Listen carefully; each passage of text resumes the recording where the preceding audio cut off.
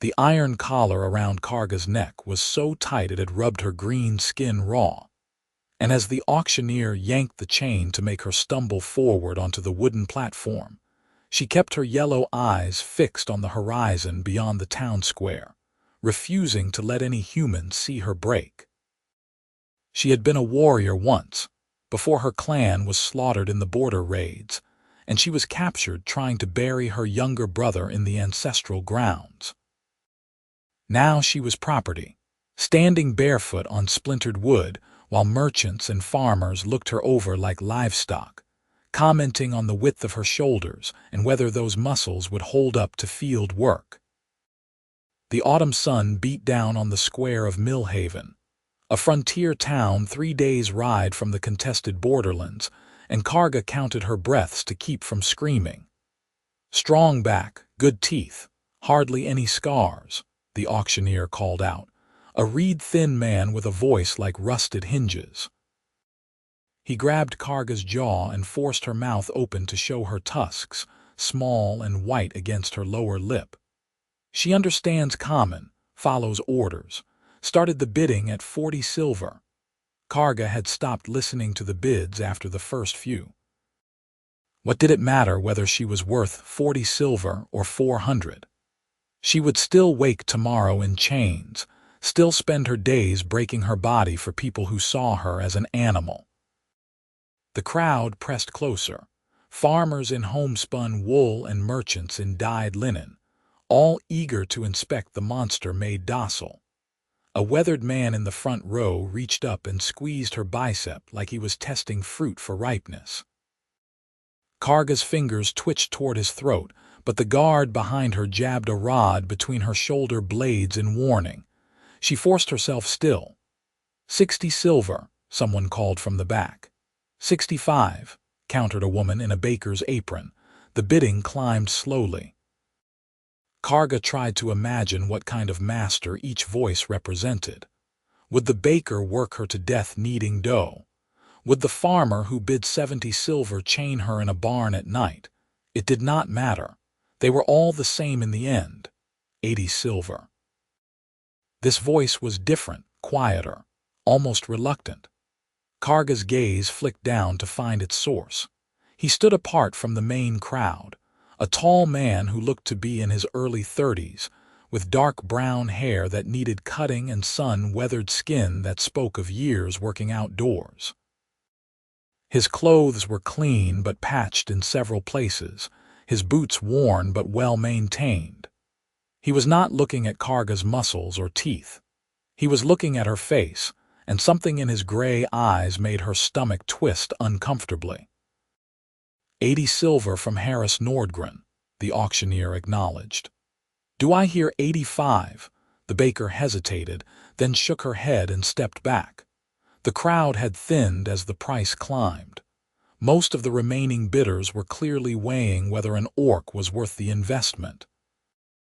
85, called a heavy-set man in merchant's clothes. I need workers for my lumber operation. Harris Nordgren glanced at the merchant, his jaw tightening. 90 silver. Karga found herself studying him despite her better judgment. He did not look wealthy enough to throw money away on a whim. The calluses on his hands and the lean build suggested he worked his own land, probably a small holding. Why was he bidding 95? The merchant countered, sounding annoyed now. Harris's shoulders tensed. Karga saw him touch the coin purse at his belt, calculating. When he spoke again, his voice was steady, but she heard the weight behind it. 100 silver.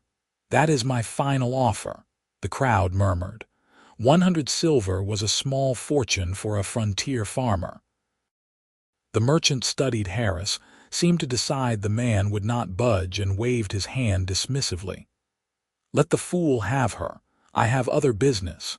100 silver, going once, going twice. The auctioneer's hammer fell with a crack that made Karga flinch. Sold to Harris Nordgren. Just like that, her fate was sealed. Karga felt the guard unlock the chain from the platform's anchor post and hand it to her new owner. Harris took it carefully, holding it loose in his hand rather than pulling. He looked up at her, and she saw uncertainty flicker across his face, as if he was not quite sure what he had just done. "Come on," he said quietly. "Let us get you out of this crowd." He did not yank the chain or shove her forward. He simply turned and walked toward the edge of the square, trusting her to follow. Karga hesitated for a heartbeat, then climbed down from the platform. Her legs ached from standing rigid for hours. She had to concentrate to keep her steps steady as she trailed behind him through the dispersing crowd. People stared as they passed. A child pointed, and his mother pulled him close, whispering warnings about the monster. A group of young men made crude jokes that Karga pretended not to hear. Harris ignored them all, his focus on navigating through to the town's main road. They stopped at a simple wagon hitched to a sturdy brown mare. Harris secured the chain to the wagon's side, then reached into the back and pulled out a water skin. He held it out to Karga. She stared at it, confused. "You must be thirsty," Harris said. "They had you standing up there since dawn. It was a trick. It had to be a trick. Masters did not offer water before they got you back to their property and made sure you knew your place." Karga did not move. Harris sighed and set the water skin on the wagon's edge within her reach. "Drink or do not. I need to settle the payment." He walked back toward the auctioneer's station, leaving Karga alone with the horse. She waited until he was several paces away, then grabbed the water skin and drank deeply. The water was cool and clean, tasting faintly of the leather container. She had not realized how parched she was until that moment. When she lowered the skin, she saw Harris returning with a stamped piece of parchment, presumably her bill of sale. He tucked it into his jacket without comment, checked the mare's harness and climbed onto the wagon's bench. After a moment, he glanced back at Karga. "Can you ride in the back, or would you prefer to walk?" Another strange question. Karga had expected to walk, probably tied to the wagon's rear. "The back," she said, her voice rough from disuse. Harris nodded and gestured for her to climb up. The chain was just long enough to allow it, though she had to move carefully. The wagon bed was half filled with empty grain sacks and a few supply crates. Karga settled against the side, as far from Harris as the chain allowed. He clicked his tongue and the mare started forward at an easy walk. Millhaven fell away behind them as they took the western road, and Karga watched the town disappear with something that was not quite relief. At least in the square she had known what to expect. This quiet farmer with his strange courtesies unsettled her more than the merchant's calculating stare would have. The road wound through rolling hills covered in autumn grass and scattered groves of oak and maple. They passed a few other travelers, and the midday sun climbed toward its peak, and Harris did not say a word. He kept the mare at a steady pace, neither rushing nor dawdling. Occasionally he would shift on the bench or adjust his hat against the sun, but otherwise he sat still as stone. Karga had counted perhaps 2,000 heartbeats when Harris finally spoke without turning around. "What is your name?" The question caught her off guard. "You own me," she said flatly. "Call me what you want." "I asked what your name is, not what I should call you." Karga closed her eyes briefly. Answering felt like giving something away, but refusing seemed pointless. "Karga, Karga," Harris repeated as if testing the sound. "I am Harris, Harris Nordgren. My farm is about an hour west of Millhaven near the forest edge." She did not respond. What was she supposed to say to that? They continued in silence for a while longer. The road narrowed as they left the more populated areas behind. Stone walls marked property boundaries, and Karga caught glimpses of farmhouses set back from the road, smoke rising from their chimneys. This was settled land, safe land, far from the borderlands where orc clans still fought to hold their territories. "I should tell you," Harris said eventually, still facing forward. I have never done this before. Bought a person, I mean. I'm not entirely sure how it is supposed to work." Karga opened her eyes. "You chain them up, work them until they drop, and beat them if they disobey. It does not seem complicated." Harris's shoulders stiffened. "I do not intend to do any of that." "Then why did you buy me?" For the first time since they left town, Harris turned to look at her. His gray eyes were troubled, searching her face as if trying to find the right words. "Because if I did not, the lumber merchant would have. I have seen his work camps. Nobody survives them for more than a year or two." Karga studied him, trying to understand the angle. Was this supposed to make her grateful, compliant? "So you saved me," she said, unable to keep the bitterness from her voice. "How noble. I am sure the 100 silver you spent had nothing to do with needing farm labor." "I do need help," Harris admitted, turning back to the road. "My wife died 3 years ago, fever. I have been managing alone, but it is too much for one person, especially with winter coming. I cannot afford to hire workers, so when I heard there would be an auction." He trailed off, his hands tightening on the reins. "I told myself I would just look. But then I saw you up there, and the way people were talking about you, and I thought." He shook his head. "I do not know what I thought." There was something raw in his voice that made Karga uncomfortable. This was not how masters were supposed to talk. They were supposed to be confident, cruel, clearly defined. Harris sounded lost. "I will work," Karga said finally. "I am strong, I will do what you require." Harris nodded slowly. "I appreciate that, but Karga, when we get to the farm, I am going to take that collar off." Karga went very still. "What? The collar? I am going to remove it."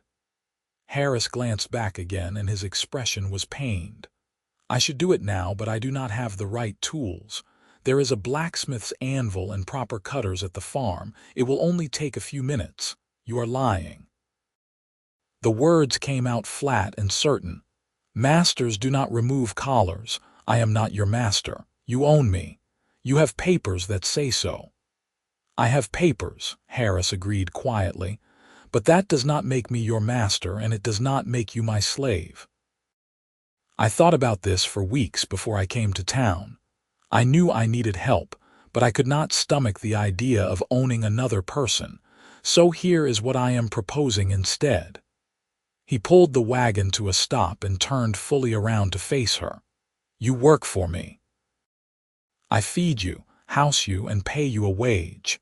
At the end of 1 year, you will have earned enough to buy your freedom legally, and I will sign whatever papers are necessary to make it official. Until then, you are free to leave whenever you want. The door will not be locked." Karga stared at him, certain she had misheard. "That is insane." "Probably," Harris said with a tired smile. "My neighbor told me the same thing when I mentioned the idea, but I cannot do what everyone else does. I just cannot." He rubbed his face. "My wife would have never forgiven me if I did." "I could run away tonight," Karga pointed out. "Take your supplies and disappear." "You could," Harris agreed. "Though I hope you will not. I truly do need the help, and you need a place to stay. But if you do leave, I will not hunt you down. I will not send trackers. You have my word." His word. As if that meant anything. Karga wanted to laugh at the absurdity of it all. She had been prepared for cruelty, for back-breaking labor under the lash, for cold nights locked in a shed.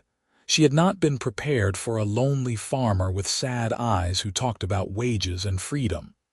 "Why?" she asked finally. "Why any of this? You could have bought a horse for less money and no risk." Harris looked away, his gaze drifting to the horizon. 5 years ago, I fought in the border wars. I was part of a militia unit that raided an orc settlement near the Greywood. We were told they were planning an attack on human villages, that we were protecting our own." He swallowed hard. "There were no warriors there, Karga. It was families, elders and children. We realized too late that we had been sent to the wrong location, or maybe we were lied to. I do not know. But I saw." He stopped, his voice breaking. I saw things I cannot forget, did things I cannot take back. Karga's chest tightened. She had heard stories of that raid. It had happened to a clan 3 days' walk from her own territory. Nearly 40 orcs dead, their homes burned. I cannot change what I did, Harris continued, his voice barely above a whisper. But when I stood in that square and watched them sell you like an animal, I knew I had to do something. Maybe it does not balance anything. Maybe it is just me trying to feel less guilty, but I had to try. The silence that followed was heavy. Karga did not know what to say. Anger would have been easier, or fear, or even contempt. But Harris's confession left her with something more complicated, something she did not want to examine too closely. I am still going to take the collar off when we get home, Harris said finally, turning back to face forward. And I meant what I said about the door. You can stay or go. The choice is yours. He clicked his tongue and the mare started forward again. Karga sat in the wagon bed, her mind churning. Every instinct told her this was a trap, that no human would truly offer what Harris was describing. But she had seen the shame in his eyes when he talked about the raid, and she had heard the genuine grief when he mentioned his wife. Those were not the marks of a man planning cruelty. The sun was beginning its afternoon descent when they finally turned off the main road onto a narrow track that led through a stand of birch trees. The farm appeared beyond them, modest but well-maintained. The house was single-story with a stone foundation and timber walls, the roof recently thatched. A barn stood to one side, larger than Karga expected, with a chicken coop attached. Fields stretched behind the buildings, already harvested and waiting for winter. A vegetable garden near the house showed the last of the season's growth. Harris guided the wagon to a stop near the barn and climbed down, moving with the stiffness of someone who had been sitting too long. He secured the mare, then turned to Karga. Let me get the tools. Do not move yet. The chain might trip you. He disappeared into the barn and emerged a moment later carrying a small anvil and a set of heavy cutters. He set the anvil on the wagon's tailgate and gestured for Karga to come closer. She moved slowly, expecting the trick to reveal itself at any moment. Harris examined the collar's lock mechanism, then positioned the cutters carefully. This might pinch for a second, he warned. Try to hold still. The tool bit into the iron with a grinding sound that made Karga's teeth ache. Harris's arms strained with effort as he worked the handles. The collar resisted, then suddenly gave way with a sharp crack. Harris pulled it free carefully, mindful of the raw skin beneath. Karga reached up to touch her bare neck, unable to believe it. The collar had been on for 6 weeks since the day she was captured. She had stopped noticing its weight. Now its absence felt strange, almost frightening. There, Harris said, tossing the broken collar into the wagon bed. I will melt that down and use the iron for something else. He studied the wounds on her neck with a frown. Those need to be cleaned and treated. Come inside and I will get the medical supplies. He walked toward the house, again not checking to see if she followed. Karga stood frozen for a moment, her hand still pressed to her neck. She could run now. Just turn and sprint for the forest. Harris would never catch her, but something made her follow him instead, climbing down from the wagon on unsteady legs. Maybe it was curiosity about whether he truly meant what he said. Maybe it was exhaustion from weeks of captivity. Maybe it was the small, treacherous hope that for once, a human was telling the truth. The house's interior was simple but comfortable. The main room served as kitchen and living area, with a stone hearth dominating one wall and a scarred wooden table surrounded by mismatched chairs. Shelves held dishes and cooking supplies. Dried herbs hung from the ceiling beams. A doorway led to what Karga assumed was a bedroom. Harris was rummaging in a cabinet, pulling out clay jars and strips of clean cloth. Sit, he said, gesturing to one of the chairs. "This should not hurt, but let me know if it does." Karga sat carefully, her muscles tensed for flight. Harris pulled another chair close and opened one of the jars, releasing the sharp scent of healing salve. He dampened a cloth in water from a pitcher and gently cleaned the raw skin around her neck. His touch was careful, almost hesitant, as if he was afraid of hurting her. "My wife taught me basic field medicine," Harris said as he worked. "Not much call for it in peacetime, but it comes in handy." He applied the salve with steady strokes, then wrapped a loose bandage around her neck. "There. That should help it heal. We will change the bandage tomorrow." Karga touched the cloth gingerly. "Thank you." Harris blinked as if surprised by the words. "You are welcome." He stood and put the supplies away, then moved to the hearth. "Are you hungry? I have stew from yesterday. It just needs heating." "I have not eaten since yesterday morning." The admission came out before Karga could stop it. Harris's expression darkened. "Of course they did not feed you. Bastards." He hung a pot over the fire and stirred the coals to life. "Give me a few minutes and there will be hot food." While he worked, Karga studied the room more carefully. Everything was worn but cared for, the kind of place that showed love in small repairs and careful cleaning. A woman's shawl hung by the door, faded from sun and time. Harris had not taken it down. "You said you have been alone for 3 years, Karga said carefully. "No family nearby." Harris shook his head, stirring the pot. "My parents died when I was young. My wife's family disowned her when she married me. They thought she could do better than a farmer." His mouth twisted. "Maybe they were right. She deserved better than dying at 30 from a fever I could not break. That was not your fault." "Maybe not." Harris ladled stew into 2 wooden bowls and brought them to the table along with spoons and a loaf of bread. He set one bowl in front of Karga and took the other for himself. "Eat. There is plenty." The stew was simple, mostly vegetables with a bit of chicken, but it was hot and savory, and Karga had to force herself to eat slowly instead of gulping it down. Harris ate in silence, his gaze distant. Outside, the sun continued its descent and shadows lengthened across the floor. "The barn has a loft," Harris said finally, setting down his spoon. "There are blankets up there and it stays fairly warm. You can sleep there or—" He hesitated. "There is a small room off the kitchen that my wife used for storage. It has a cot. You would have more privacy." "Why not lock me in the cellar?" Karga asked, only half joking. Harris looked at her seriously.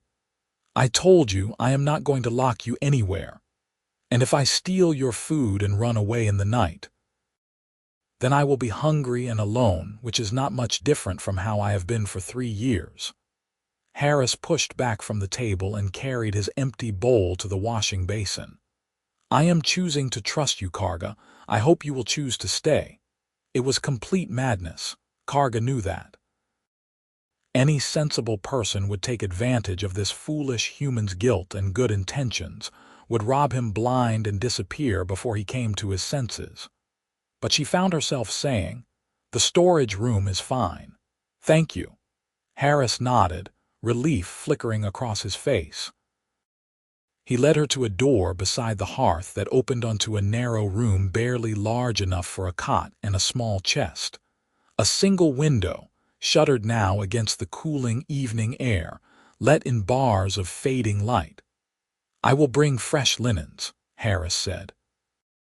"And if you need anything during the night, I am just through the main room." He returned with sheets and a heavy quilt, helped her make up the cot, then bid her good night and closed the door softly behind him. Karga stood in the small room, listening to him move around in the other parts of the house, still half convinced this was some elaborate trap. But eventually exhaustion won out over paranoia. She lay down on the cot, pulled the quilt over herself, and stared at the ceiling beams. The collar was gone. The door was unlocked. Harris had promised her freedom in a year. It was too good to be true. It had to be. But as Karga drifted towards sleep, her neck free and her belly full for the first time in weeks, she found herself hoping, just a little, that maybe Harris Nordgren was exactly what he appeared to be. She woke before dawn, years of warrior training making her alert even in unfamiliar surroundings. The house was silent. Karga lay still, listening for any sign that Harris was awake, but heard nothing. Very carefully, she pushed aside the quilt and stood. The door opened without a sound. In the main room, the hearth had burned down to embers. The door to Harris's bedroom was closed. Karga could simply walk out right now, grab whatever supplies she could carry and disappear into the forest before the sun rose. Instead, she found herself moving to the hearth, building up the fire. She located bread and cheese in the cabinet, set out plates on the table. Her movements were quiet but not furtive. She was not sneaking. She was simply awake and making breakfast. Harris emerged from his room as the sun was painting the eastern sky pink and gold. He stopped short when he saw Karga at the hearth, surprise and something else crossing his face. "You are still here. Did you think I would run?" "I thought you might," Harris admitted. He moved to the table, eyeing the simple breakfast she had laid out. "Thank you for this." They ate together in comfortable silence. Afterward, Harris said, "I need to show you around the property. Explain what work needs doing." He took her first to the barn, where the mare nickered a greeting. Harris introduced her as Daisy, then showed Karga the chickens, the root cellar stocked with preserved food for winter, and the tool shed with its collection of well-maintained implements. The fields were already harvested, but Harris explained that there was still plenty of work. Repairing fences, splitting firewood, preparing the garden for winter, and dozens of other tasks. "Most of it can wait for tomorrow," Harris said as they walked back toward the house. "You should rest today, let yourself recover." "I am fine," Karga insisted. The truth was she felt better than she had in weeks, but more than that, she needed to work. Idleness made her think too much about everything she had lost. Harris studied her for a moment, then nodded. "All right. There is a section of fence on the eastern border that needs posts replaced. I will show you where." They worked together through the morning and into the afternoon. Harris was a patient teacher, showing Karga how he wanted the posts set and braced. She caught on quickly, her strength making the heavy lifting easier than it would have been for a human. They fell into a rhythm, working side by side, and Karga found herself relaxing incrementally. "You said you were a warrior," Harris said at one point, hammering a post into position. "Before you were captured?" "Yes, I trained from childhood." Karga held the post steady while he worked. "My clan guarded the western approach to the Greywood." "The Greywood," Harris repeated softly. "That is where my unit was sent 5 years ago." Karga's hands tightened on the post. "My clan was not the one attacked. We heard about it after. Some of the survivors made it to our territory." Harris stopped hammering. "I am sorry for what was done to them, for all of it. You said that yesterday. I know, but I do not think I can say it enough." Harris set down his hammer and wiped sweat from his forehead. "What happened to you? How did you end up in that square?" Karga was quiet for a long moment. Then, slowly, she told him about the border raids that had intensified over the past year. About her clan trying to defend their land against better armed human militias. About the night they were overrun and scattered. About her younger brother, barely 13, bleeding out from a crossbow bolt. About burying him in the clan's sacred ground and being captured by soldiers who found her there the next morning. Harris listened without interruption, his expression growing more pained with every detail. When she finished, he said simply, "I am sorry you lost your brother. No one should have to bury family like that." There was no falseness in his words, no attempt to justify or explain away what had happened. just genuine sorrow, and it made something in Karga's chest ache. They worked until the sun was low in the sky, then returned to the house. Harris prepared dinner, another simple meal but generous, and they ate together at the scarred table. Afterward, Karga helped wash the dishes without being asked. It felt strange, this domestic routine, but not unpleasant. "Tomorrow I need to go into town for supplies," Harris said, putting away the last plate. "You can come if you want or stay here. Either way is fine." Karga thought about the stares she had received in the square, the whispered comments and barely concealed hostility. "I will stay. There is more fence to repair." Harris nodded, clearly relieved. "I will be back by afternoon." That night, lying in her small room, Karga found her thoughts drifting in unexpected directions. She kept remembering the careful way Harris had removed her collar, the gentleness when he treated her wounds, the shame in his voice when he talked about the raid. He was not like other humans she had encountered. He saw her as a person, not a monster or a tool. It was dangerous, she realized. This growing sense of comfort. Because Harris was still human, and she was still orc, and nothing could change the fundamental divide between them. Eventually his guilt would fade, or someone would talk sense into him, and she would be back in chains or worse. But for now, tonight, she was warm and fed and the door was unlocked. That would have to be enough. The weeks that followed settled into a pattern. Harris went into town every few days for supplies or to sell produce, always giving Karga the option to come or stay. She always stayed. They worked together on the farm, preparing for winter.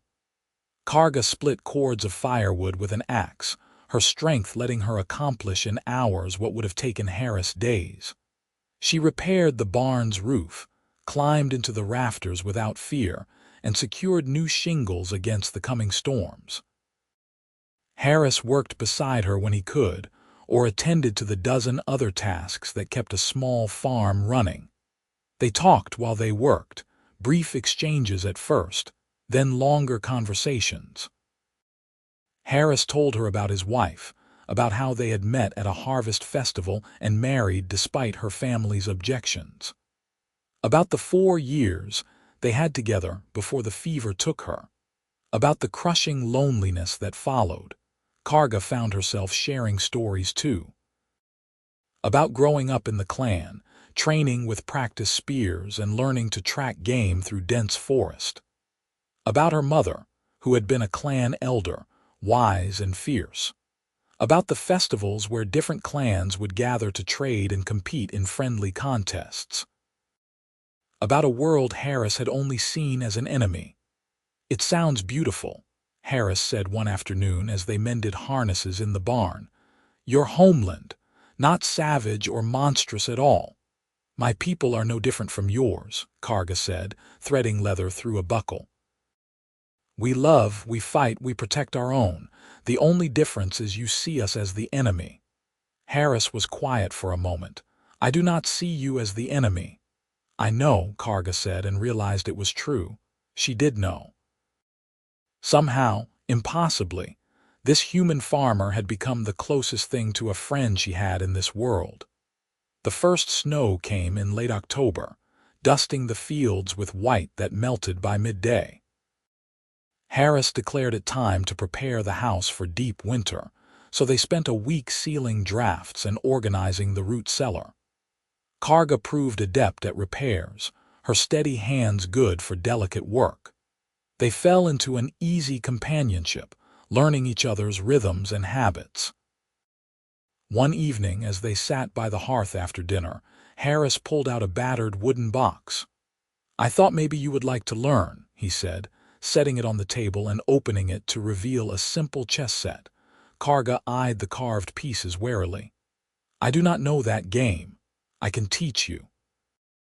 My wife and I used to play every evening." Harris set up the board, arranging the pieces carefully. "It is all about strategy and thinking ahead. You will probably be good at it." He was right. Karga picked up the rules quickly, her tactical training translating well to the game's patterns. They played 3 games that first night, Harris winning the first 2 easily, but the third going much longer. When Harris finally cornered her king, Karga felt an unexpected surge of competitive determination. "Again," she demanded. Harris laughed, a sound Karga had rarely heard from him. "Tomorrow. I need sleep if I am going to keep up with you." Chess became their evening ritual. Karga won her first game after a week of practice, and Harris's delighted grin made her feel warm in a way she could not quite name. They played by firelight while snow whispered against the windows and the world outside grew cold and distant. November brought harder freezes and deeper snow. The work shifted to indoor tasks and maintaining the animals. Harris taught Karga to bake bread, to card wool, to do the 100 small things that filled winter days. In turn, Karga taught him simple combat drills, showing him how to move his body more efficiently. "You are too stiff," she told him, adjusting his stance. "Relax your shoulders. Balance your weight." Harris followed her instructions with good-natured patience, though he laughingly admitted he would never be a warrior. "I am a farmer. This is not my strength." "Everyone should know how to defend themselves," Karga said firmly. "The world is dangerous." "Not here," Harris said, gesturing around the quiet house. "Here is safe." And strangely it was. As winter deepened and the snow piled high against the walls, Karga found herself relaxing in ways she had not since before her clan's destruction. She woke without the immediate jolt of fear. She laughed at Harris's terrible jokes. She fell asleep to the sound of wind in the eaves instead of lying awake cataloging threats. It terrified her, this comfort, because it made her realize she did not want to leave. December arrived with brutal cold and storms that kept them housebound for days at a time. They played endless games of chess, read aloud from Harris's small collection of books, and talked about everything and nothing. Karga learned that Harris could not sing to save his life, but loved music anyway. That he had wanted to be a scholar as a child, but his family could not afford the schooling. That he still grieved his wife but was slowly learning to remember her with joy instead of just pain. Harris learned that Karga had a wicked sense of humor when she felt safe enough to show it. That she could identify animal tracks at a glance and knew the properties of dozens of medicinal plants. That she missed her clan with an ache that never quite faded but was learning to carry it without being crushed by it. They were playing chess one evening when Harris said, apropos of nothing, "You could stay, you know, after the year is up, if you wanted." Karga's hand froze over a bishop. "What?" "I mean, I will still give you the money and the freedom papers like I promised," Harris said quickly. "But if you did not have somewhere else you needed to be, you could stay here, as a partner, not a servant. We would split everything equally." He was staring at the chessboard, his ears reddening. "You do not have to decide now. I just wanted you to know the option exists." Karga moved her bishop mechanically, her mind racing. A partner. Equal ownership of the farm. A permanent home. It was more than she had dared imagine when Harris first brought her here. "I will think about it," she said carefully. Harris nodded, relief and disappointment warring on his face. "Of course. Like I said, no pressure."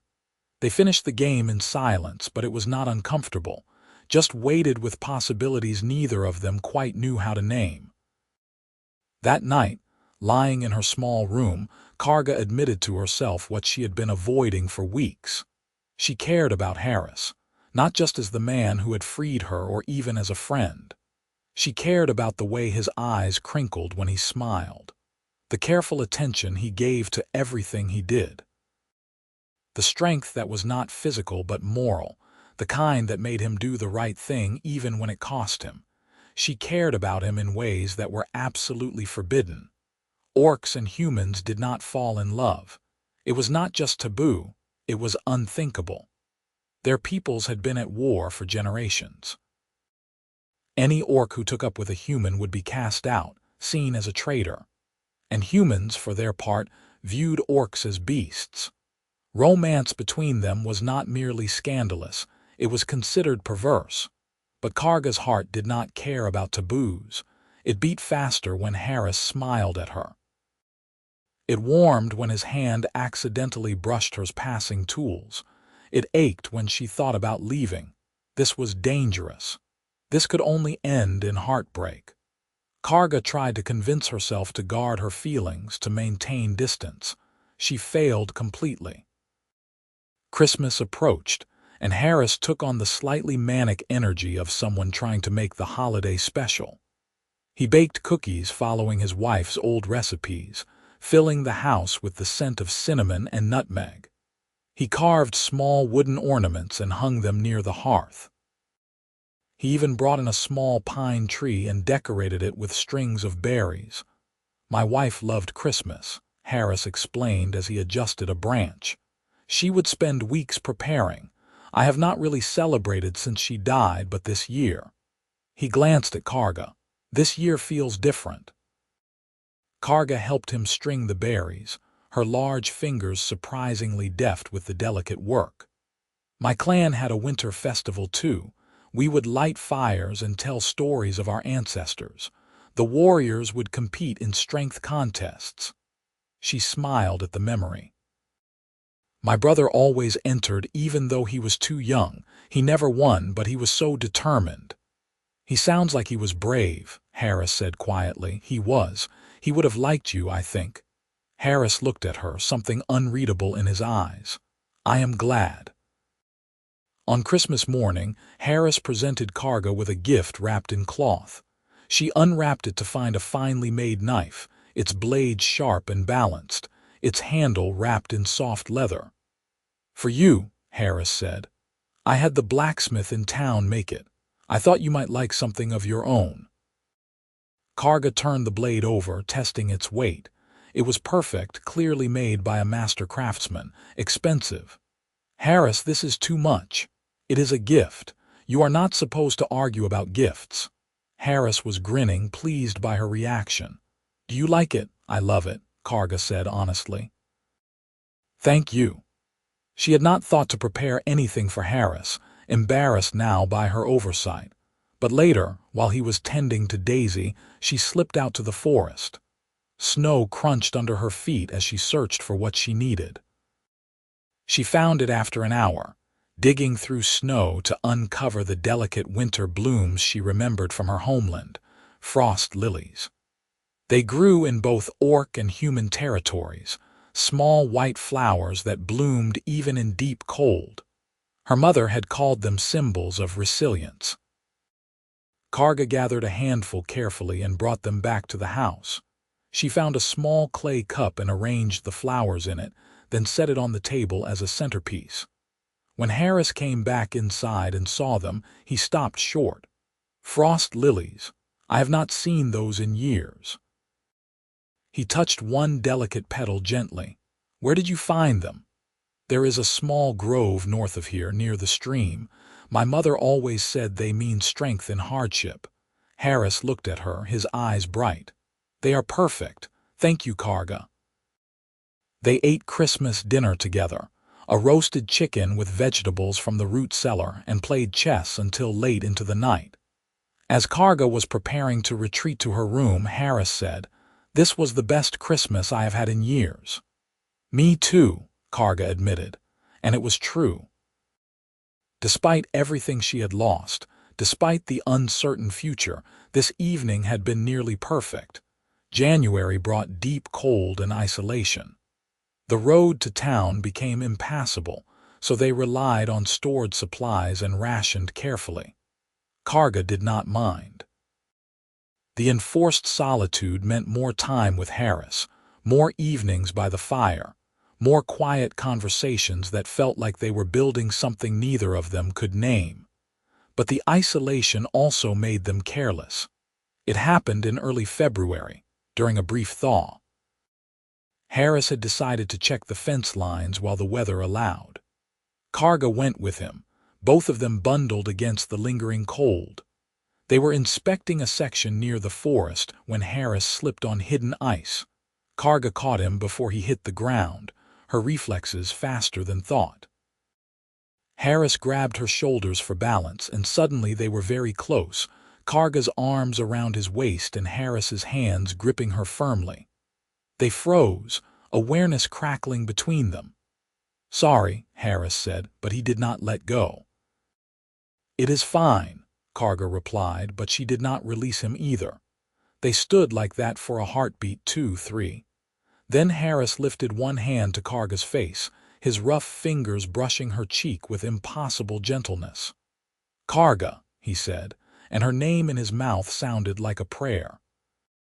"We should not," Karga whispered, even as she leaned into his touch. "I know." Harris's thumb traced her jaw, his gray eyes searching hers. "I know all the reasons this is impossible, but he swallowed hard. "I think I am falling in love with you." The words hit Karga like a physical blow. She had known, of course, had felt it growing between them like spring beneath snow, but hearing it spoken aloud made it terrifyingly real. "I am Orc," she said, giving him one last chance to back away. "Your people hate mine. If anyone knew—" "I do not care what anyone thinks," Harris interrupted fiercely. "I care about you, about your strength and your humor and the way you see the world, about how you make this house feel like a home again instead of just a place I am surviving." His hand was still cupped against her face. "Tell me you do not feel the same and I will never mention it again. But if you do feel something, even a little, please tell me, please." Karga closed her eyes, knowing that what she said next would change everything. She could lie, could push him away, could protect them both from the inevitable pain, or she could tell the truth and let herself have this one impossible thing. "I feel the same," she whispered. "More than I should, more than is safe." Harris let out a shaky breath. "Can I kiss you?" Karga opened her eyes and nodded, not trusting her voice. Harris leaned in slowly, giving her every chance to pull away. When his lips met hers, it was gentle and tentative and earth-shaking all at once. Karga had never been kissed before, had never imagined wanting to be. But this, Harris's careful attention and barely restrained passion, felt like coming home. They broke apart after a long moment, both breathing hard.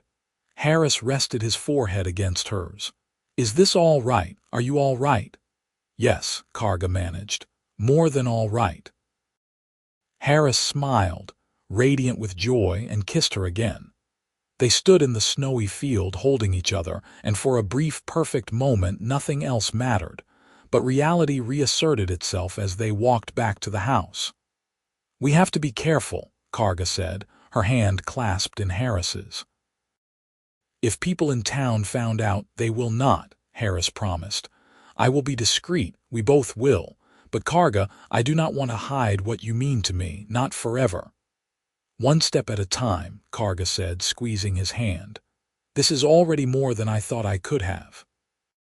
That night, Harris asked if she wanted to share his room instead of sleeping alone. Karga hesitated, weighing desire against caution. "Not yet," she decided. "When everything is settled, when the year is up and I am legally free, then we can." She trailed off, blushing. Harris nodded, understanding. "I can wait. I have waited this long to feel alive again. A few more months will not kill me." He kissed her forehead. "But I am going to miss you every night." "You are only across one room," Karga pointed out, laughing, "still too far." They courted carefully over the following weeks. Stolen kisses in the barn, held hands under the dinner table, long conversations that stretched late into the night, learning each other in new and deeper ways. Karga had never been happier, even as she was aware of the fragility of it all. March brought the first hints of spring. The snow began to melt in earnest, revealing brown grass and mud. Harris talked about plans for planting, what crops would go in which fields. "We will have a good harvest this year," he said confidently. "With two of us working, we can manage more land." He said we so naturally, assuming Karga would stay. She realized she had never actually agreed to his offer back in December, but they both understood she would not be leaving. The road to town cleared, and Harris made his first supply run in weeks. He returned earlier than expected, his expression troubled. "What happened?" Karga asked immediately. Harris set down the supplies and rubbed his face.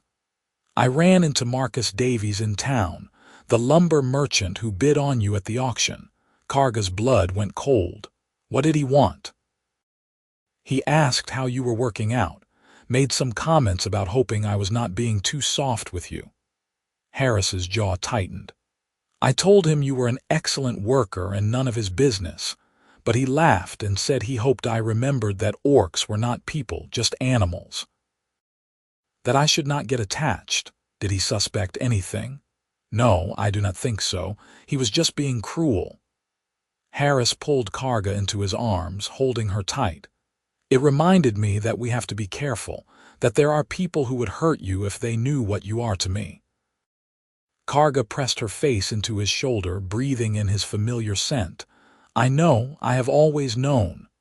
"I will protect you," Harris promised fiercely. "I swear it, no one will take you from me." It was a promise he should not make, Karga thought. One person could not stand against the world's prejudices, but she loved him for trying. April brought real warmth and the start of planting season. They worked from dawn to dusk, preparing fields and setting seeds. It was back-breaking labor, but Karga had never felt more purposeful. This was her land now, her future they were planting. Everything they grew together would be shared equally. One evening, as they sat exhausted on the porch watching the sunset, Harris said, "The year is almost up. Another month and you will be legally free." "I know," Karga said quietly. They had both been aware of the approaching date, the end of the strange contract that had brought them together. "I meant what I said about you staying," Harris continued. "I want you to have full ownership of this farm. I will split the deed, make it official, and I want—" He took a deep breath. "I want to marry you, Karga, if you will have me." Karga turned to stare at him, heart pounding. "Marry, Harris, that is impossible. No priest would perform the ceremony. No court would recognize it." "Then we will make our own promises," Harris said stubbornly. "I do not need a priest or a court to know what you mean to me. I want to spend my life with you. I want to wake up next to you every morning and fall asleep holding you every night. I want to work this land together and grow old together and face whatever comes together." He took her hands in his. "Marry me, Karga, please." Tears were streaming down Karga's face, though she barely noticed. "Yes," she choked out. "Yes, of course, yes." Harris pulled her into a kiss that tasted like salt and joy. They held each other as the sun sank below the horizon, painting the sky in shades of orange and gold. They married themselves on a warm May evening, under the spreading oak tree behind the barn. There was no officiant, no witnesses except the stars overhead. They stood facing each other, hands clasped, and spoke promises from the heart. "I promise to stand beside you," Harris said, his voice steady despite the emotion in his eyes. "To honor you and protect you. To see you always as you are, not as others think you should be. My life is yours, Karga, for as long as I draw breath." Karga swallowed hard, finding her voice. "I promise to guard your heart as I once guarded my clan, to work beside you and build a life worth living. You gave me freedom when I had none, and I give you my love freely in return. We walk together now, Harris, whatever may come." They sealed the promises with a kiss, then carved their initials into the oak's trunk, 2 sets of letters intertwined. It was not legal or recognized by any authority, but it was real, and that was enough. That night, Karga finally moved her few belongings into Harris's room. They lay together in the darkness, learning the shape of each other, trading touches that were as much about trust as passion. Harris was patient and careful, always checking that she was comfortable. Karga had never felt so cherished. Afterward, as they lay tangled together, Harris said softly, "I love you." "I love you too," Karga replied, the words still new and strange in her mouth. "I did not think I would ever say that to anyone." "Me neither," Harris admitted. "After my first wife died, I thought that part of my life was over. But then you arrived and changed everything." They fell asleep in each other's arms, and Karga dreamed of a future that might actually be possible. Summer arrived with warm days and abundant growth. The crops flourished under their careful attention. Harris made regular trips to town to sell produce, always being careful to go alone and never mention Karga beyond vague references to his hired help. Karga stayed at the farm, maintaining the careful fiction that she was merely a worker, easily explained away. It was not a perfect solution, but it worked. The farm thrived. They thrived. Life settled into a rhythm that felt almost normal until the day in late June when everything fell apart. Harris had gone to town for supplies. Karga was working in the vegetable garden, pulling weeds and checking on the growing plants when she heard horses approaching. She looked up to see 3 riders coming down the lane toward the house. Her combat instincts kicked in immediately. Visitors never just appeared without warning. She stood slowly, assessing the threat. The lead rider was Marcus Davies, the lumber merchant who had tried to buy her at the auction. The 2 men with him had the look of hired muscle. "Well, well," Marcus said, dismounting with a cold smile. "The orc is still here. I wondered if Nordgren had finally come to his senses and gotten rid of you." "Harris is not home," Karga said evenly, positioning herself between the men and the house. "You should leave." "Oh, I do not think so." Marcus gestured and his men dismounted as well, flanking him. "I have been hearing interesting rumors lately. People say they have seen Nordgren watching you with altogether too much fondness. Some even say they suspect you have been sleeping in the house instead of the barn." He took a step closer. "Now I am sure that is just gossip, because no decent man would pollute himself with orc filth. Would he?" Karga's hands clenched into fists. "Get off this property." "Or what? You will attack me," Marcus laughed. "Go ahead, give me an excuse. Assaulting a human is grounds for immediate execution." "I would be doing the world a favor." "Marcus, just leave." Karga tried again, forcing herself to stay calm. "Harris will be back soon. I am counting on it." Marcus's smile widened. "See, I have been patient. I watched Nordgren waste money on you when I could have gotten good work out of you in my lumber camps. But now I am thinking maybe I can salvage this situation. The law says an orc found guilty of corrupting a human can be sold to pay for their crime. And if the original owner is found complicit, well, their property can be seized too." Karga understood then. Marcus wanted the farm. He had probably wanted it for a while, good land near the forest perfect for logging operations, and he had figured out a way to take it. "Harris has done nothing wrong," Karga said desperately. "I am just a worker here." "Then you will not mind showing me the barn where you sleep," Marcus said smoothly. "The cot where you rest your head at night. You can prove me wrong. It was a trap." If she showed them the barn, they would find no evidence of her living there. If she refused, it would be as good as an admission.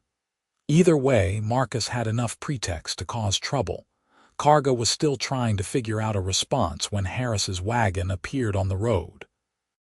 He took in the scene at a glance, his expression hardening. He pulled up beside the house and climbed down. "Marcus, what are you doing here?" "Just checking on my investment," Marcus said pleasantly, "making sure you are getting good value out of your purchase. Karga works hard." "But it is none of your concern." Harris moved to stand beside Karga, a subtle show of unity that made Marcus's eyes narrow. "That is where you are wrong.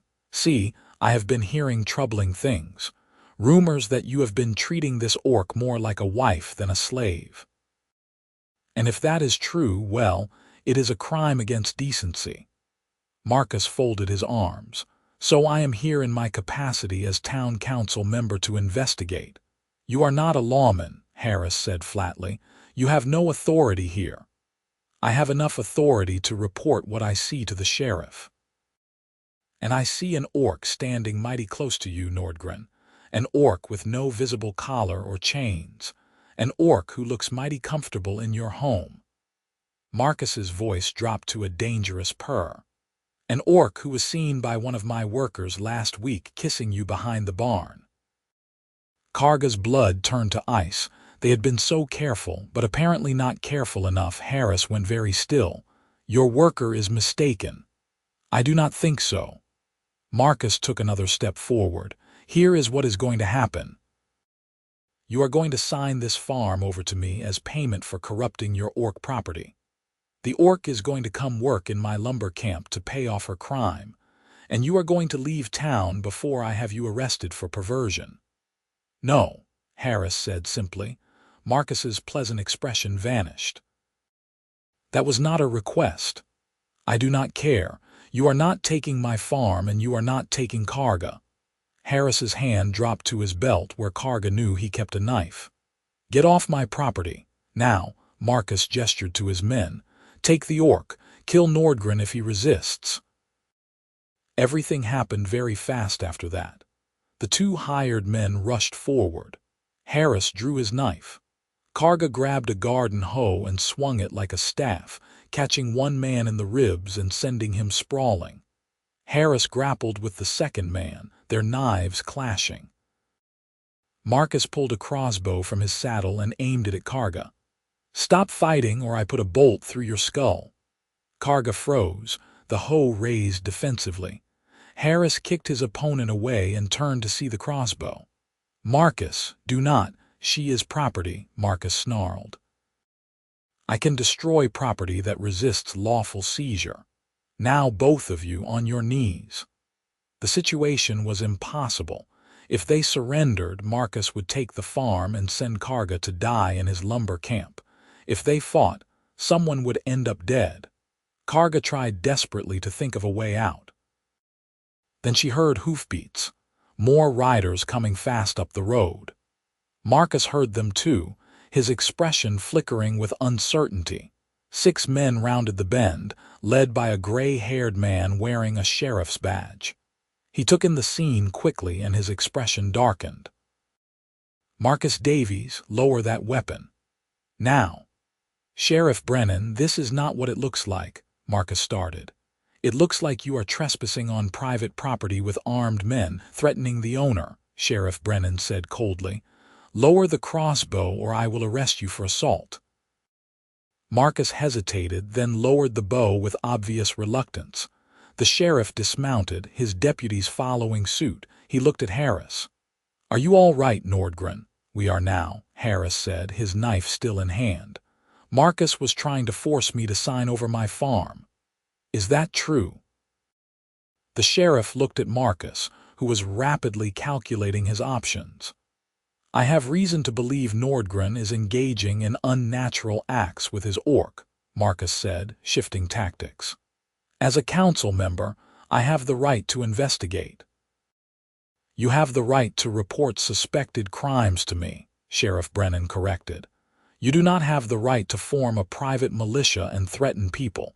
This is the 3rd complaint I have had about you this month. He nodded to his deputies. Take Marcus and his men into custody. We will sort this out at the jail. This is absurd, Marcus protested as a deputy took his crossbow. I am a respected businessman. You cannot arrest me on the word of some farmer and his animal. The sheriff's expression went very cold. Watch your mouth, Davies. And maybe spend some time thinking about how the town council is going to react when they hear you tried to steal a man's land at Crossbow Point. He gestured, and his deputies led a still protesting Marcus away. Once they were gone, Sheriff Brennan turned to Harris. Want to tell me what this is really about? Harris exchanged a glance with Karga, clearly trying to decide how much to reveal. Finally, he said, Marcus has wanted my land for years. He found out I am treating Karga with basic decency and decided to use it as an excuse. Basic decency, the sheriff repeated, his gaze moving to Karga. That is an interesting way to put it. He studied them both for a long moment. I am not blind, Nordgren. I can see something is going on here, but Marcus was in the wrong regardless. You have the right to manage your property as you see fit within the law. He stressed the last 3 words carefully. Harris nodded slowly. I understand. Good. The sheriff remounted his horse. I will make sure Marcus does not bother you again, but Nordgren, you need to be careful. Not everyone is as pragmatic as I am. What you are doing here, whatever it is, could bring you real trouble if the wrong people find out. He looked at Karga directly. Both of you be careful. He rode away with his remaining deputies, leaving Harris and Karga standing in the garden, shaking with reaction. As soon as the riders were out of sight, Harris pulled Karga into his arms, holding her so tight she could barely breathe. I thought he was going to shoot you, Harris said, his voice muffled against her shoulder. I thought I was going to watch you die. I am fine, Karga said, even though her hands were trembling. We are both fine.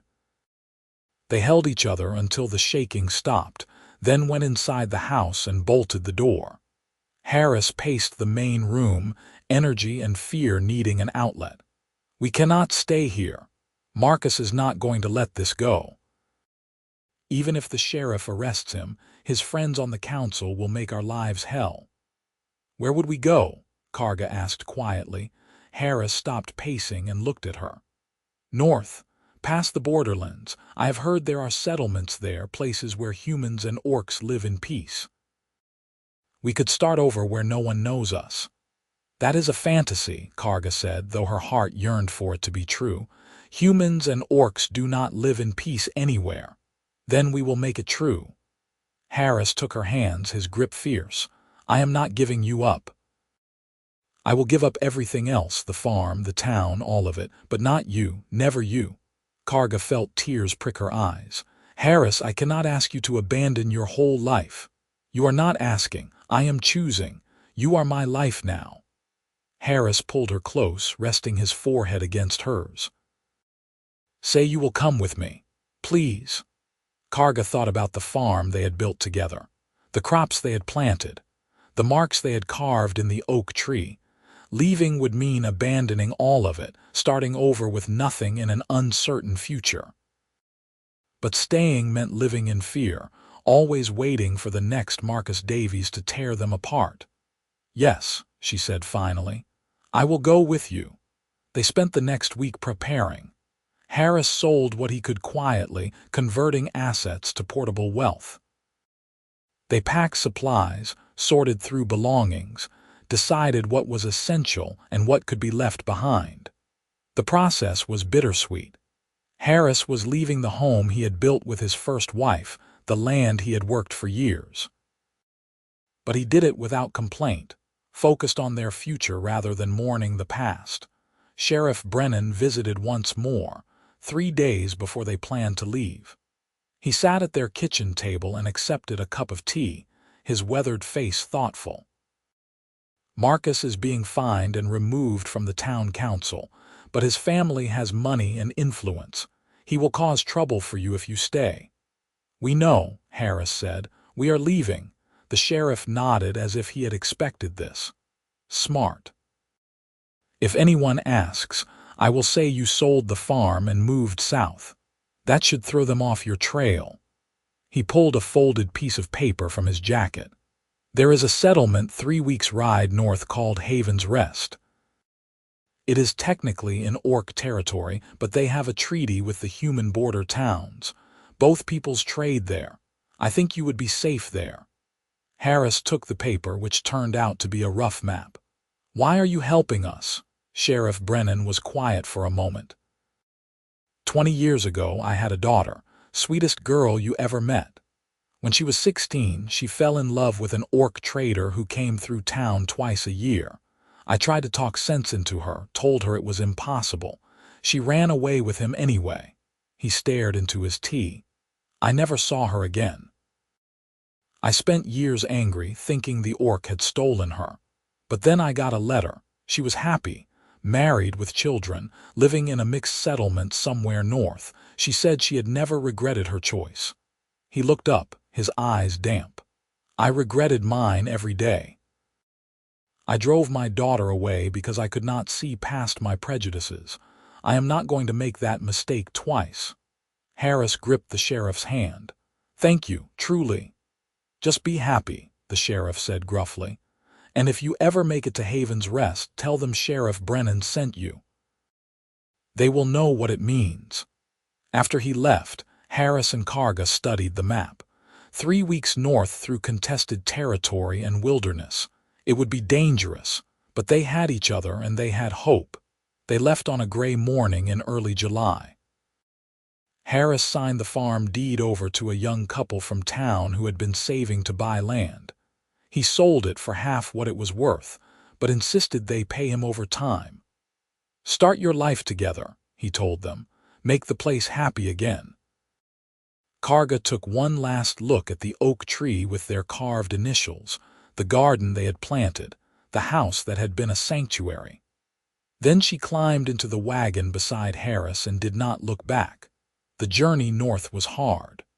They traveled back roads and game trails, avoiding populated areas. Twice they spotted human patrols and had to hide until they passed.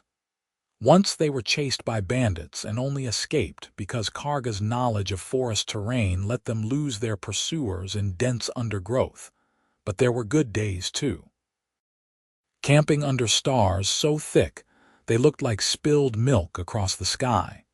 Swimming in a cold stream on a hot afternoon. Making love in a meadow of wildflowers, just because they could. They crossed into orc territory 2 weeks into their journey. Harris was understandably nervous, but Karga assured him that not all orc clans were hostile to humans. Still, they moved cautiously, ready to run at the first sign of danger. On the 18th day, they met an orc hunting party. Karga stepped forward to speak with them in the orcish language, explaining their situation. The hunters were suspicious at first, but Karga's clan tattoos and warrior bearing earned their respect. After a tense negotiation, the leader agreed to guide them to Haven's Rest. You are brave, the orc leader told Karga as they traveled, or foolish, coming here with a human. Both, probably, Karga admitted. But he is worth it, the leader grunted. We will see. Haven's Rest appeared on the horizon on the 21st day. It was larger than Karga expected, a proper town rather than a rough camp. Humans and orcs moved through the streets together, trading and talking without obvious hostility. Children of both races played in the commons. It was not perfect. Karga could see the lingering wariness, the way people stuck mostly to their own kind. But it was something. A start. The orc leader led them to a building marked as the Trade Hall. Inside, a gray-haired orc woman and a middle-aged human man sat at a table reviewing papers. They looked up as Karga and Harris entered. We have travelers, the orc leader announced. They claim to be married. The human is Harris Nordgren. The orc is Karga of the Greywood clans. The two officials exchanged glances. The human man stood, offering his hand to Harris. I am Isaac Northbrook, human representative for Haven's Rest. This is Elder Gritha, who represents the orc clans. Welcome to our settlement. Gritha studied them with sharp eyes. You came far for a fantasy. What makes you think you can make a life here? We do not need a fantasy, Harris said firmly. We just need a chance. We are both hard workers. We can farm, trade, whatever you need. We are not asking for acceptance, just tolerance. And you, Gritha turned to Karga, you would tie yourself to a human permanently. Knowing what your people will say, my people are dead, Karga said quietly. My clan was destroyed in the border wars. Harris is my family now. Gritha nodded slowly. There are others here like you, mixed pairs who could not make it in their homelands. We do not judge, but we also do not coddle. You work, you contribute, you follow the rules, and you are welcome. Cause trouble and you are gone. Understood? Understood, Harris and Karga said together. Isaac pulled out a ledger. There is a small holding on the eastern edge of town. The previous owners moved on last month. It has a house, a barn, and about 15 acres of good land. You can have it if you want to work it. Harris squeezed Karga's hand. We want it. The paperwork took hours. Both officials had to witness their statements about their relationship and intentions. Isaac carefully recorded their names in the town registry, legally recognizing their marriage. It was not much, just ink on paper, but it meant everything. As the sun set, they walked to their new property. The house was small and needed work, but it was sound. The land was overgrown but fertile. Harris put his arm around Karga's waist as they surveyed their new home. What do you think? He asked. I think we have work to do, Karga said, leaning into him, but we will manage. Together, Harris said. Together, Karga agreed. They moved into the house that night, unloading their wagon by lamplight. It was not much yet, just bare rooms and possibilities. But as they made up a bed with their worn quilts and lay down together, exhausted and hopeful, it felt like home. The weeks that followed were full of hard work. They cleared the overgrown fields and prepared them for late planting, fixed the barn's sagging roof and patched holes in the house's walls. Gradually, they transformed the neglected property into something viable. The town watched them with cautious interest. Some people were friendly, offering advice or helping hands. Others kept their distance, clearly uncomfortable with the mixed marriage. But no one was actively hostile, and that was enough. Harris made friends with some of the human farmers, trading labor and learning about crops that grew well in the northern climate. Karga connected with a group of Orc women who taught her local customs and helped her feel less isolated. Slowly, carefully, they built a place in the community. One evening in late August, as they sat on their porch watching the sunset, Harris said, "Do you ever regret it? Leaving everything behind?" Karga considered the question. She thought about her lost clan, the farm they had abandoned, the life they could have tried to maintain. Then she looked at Harris, his face peaceful in the golden light, and felt the warmth of his hand in hers. "No," she said simply. "I regret what was taken from me, but I do not regret choosing you." Harris smiled and kissed her softly. "I do not regret it either. Every day with you is a gift." They sat together as the stars emerged, content in their shared silence. The future was uncertain, as it always was, but they would face it together, building something new from the ashes of their old lives. As autumn arrived and they prepared for their first harvest in Haven's Rest, Karga realized she was truly happy. Not the desperate happiness of survival, but the quiet joy of a life well lived. She had a home, work that mattered, and love that sustained her through all challenges. One October morning, Karga woke to find Harris already up, standing at the window watching the sunrise. She joined him, wrapping her arms around him from behind. "What are you thinking about?" "The future," Harris said, leaning back into her embrace. "I am thinking we should expand the house next spring. Add another room. Planning for visitors." Karga teased. Harris turned in her arms, his expression suddenly serious. "Planning for family. If you want that. I know we never talked about children, but I would like to. Someday. If you would too." Karga felt her breath catch. Children had seemed impossible before, another dream too fragile to voice. But here, in this place where human and orc lived side by side, maybe it could be real. "I would like that," she said softly. "Very much." Harris's face lit up with joy. He pulled her into a kiss that was full of promise and hope. When they broke apart, both were grinning like fools. "Should we start trying now?" Harris asked, his eyes sparkling with mischief. Karga laughed, the sound bright and free. "We have a harvest to bring in, you idiot. Ask me again when the work is done."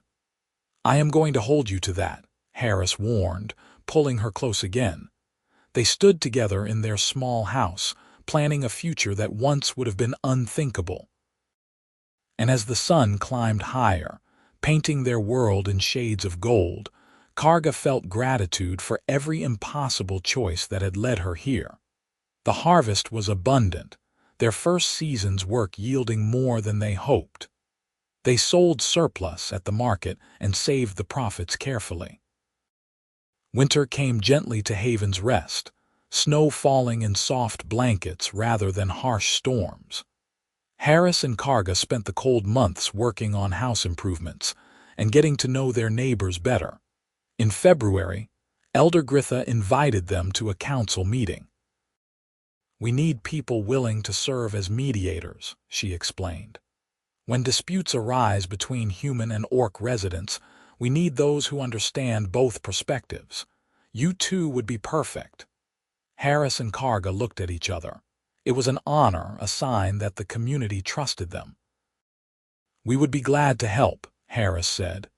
They took on the role carefully, listening to both sides of conflicts and helping find compromises. It was delicate work, requiring patience and empathy. But they were good at it, their own relationship proving that understanding was possible across the divide. Spring arrived with all its promise. They expanded the house as planned, Harris and several neighbors working together to add a new room. Karga planted the garden, her hands gentle with seeds that would grow into next winter's food. And one warm May evening, as they lay together under the quilts, Karga told Harris the news she had been certain of for a week. "I am pregnant." Harris went very still. Then he let out a whoop of joy and pulled her into his arms, careful despite his excitement. "Are you sure? How long?" "About 6 weeks, I think, I am sure." Karga was grinning despite the tears streaming down her face. "We are going to have a baby." Harris kissed her thoroughly, his hands gentle on her still flat stomach. "A baby, our baby." He looked up at her, eyes shining. "I am going to be a father again. And you are going to be a mother. We are going to be a family." "We are already a family," Karga said, but she understood what he meant. This baby would be the physical manifestation of their love, proof that what they had built together was real and lasting. The pregnancy progressed smoothly. Elder Gritha, who had experience as a midwife, checked on Karga regularly and declared her healthy. The mixed heritage might complicate things, she warned, but she had delivered half-orc children before and knew what to expect. The community rallied around them. The human farmers built a cradle. The orc women wove blankets in traditional patterns. Isaac and his wife brought over their children's old clothes. It was clear that Harris and Karga's baby would be welcomed by all. In January, on a cold night with stars brilliant overhead, Karga went into labor. Gritha attended her, with Harris holding her hand and murmuring encouragement. The labor was long and difficult, and there were moments when Karga was certain she could not continue. But Harris never left her side, his presence an anchor in the storm. Finally, as dawn broke over Haven's Rest, their daughter was born. She was small but healthy, with her father's gray eyes and her mother's green-tinged skin. Tiny tusks were just visible when she yawned. She was perfect, a bridge between two worlds. "What should we name her?" Harris asked, cradling the baby carefully. Karga thought of her mother, of Harris's first wife, of all those who had come before. "Hope," she said finally. "Her name is Hope." Harris smiled through tears. "Hope, it is perfect." They raised Hope in a home filled with love and laughter. She grew strong and curious, learning both human and orc customs.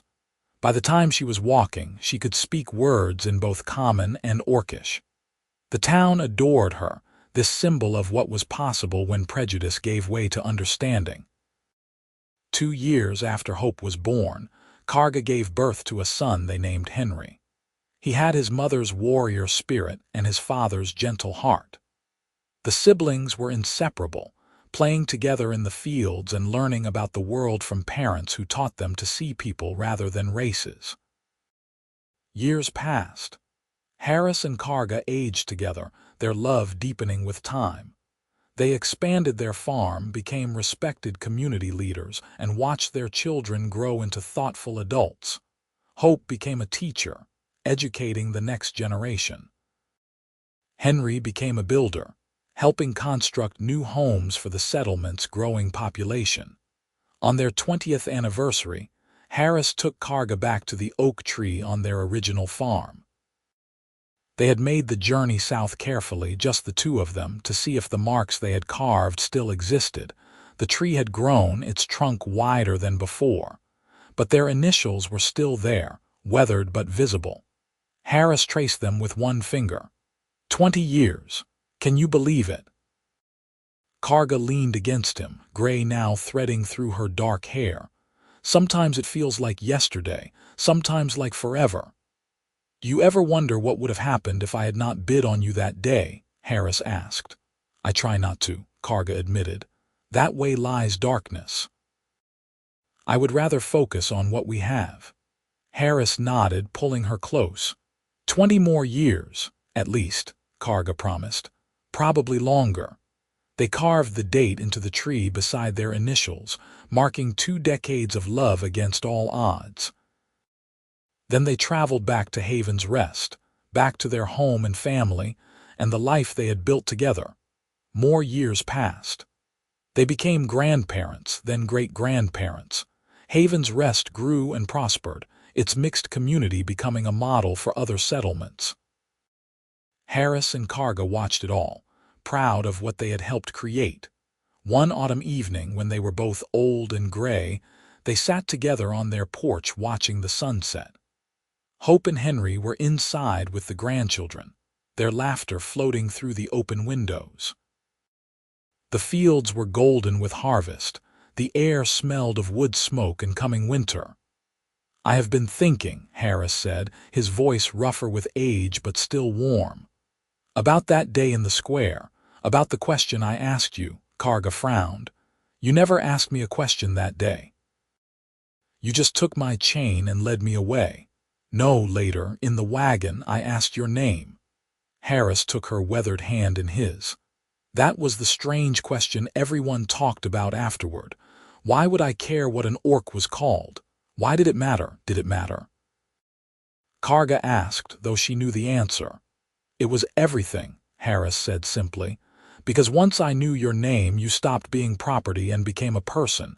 And once you were a person, I could fall in love with you. He brought her hand to his lips, kissing it gently. One question. That is all it took to change both our lives. Karga felt tears on her cheeks, though she was smiling. You changed my life the moment you bought me, but yes, asking my name mattered. It meant you saw me. I see you, Harris said, looking into her yellow eyes. I have always seen you. And I will keep seeing you until my last breath. And beyond that, Karga promised. In whatever comes after, I will find you again. They sat together as the sun sank below the horizon, two souls who had defied the world to be together. Their love had not been easy, but it had been real. And from it had grown a family, a community, a future where human and orc children played together without fear. As stars emerged overhead and the evening chorus of crickets began, Harris and Karga held each other and knew they had succeeded. Against all odds, despite every obstacle, they had built something lasting. They had loved and been loved, and that was enough. It was everything.